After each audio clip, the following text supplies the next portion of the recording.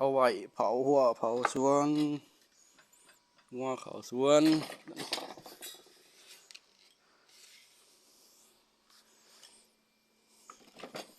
ตอนนี้สูบได้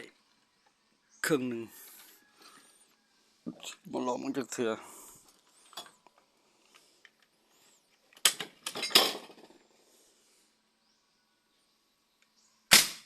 หนึ่ง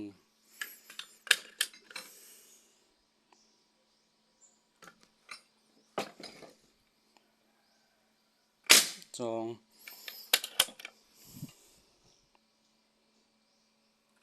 สาม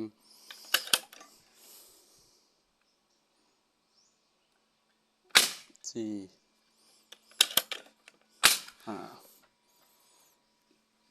ถ้าสูบฮอตขีดแดงสิได้หลายอยู่เอาไว้ยิงงัวเขาสวนงานเห็ดกากๆบ้านๆ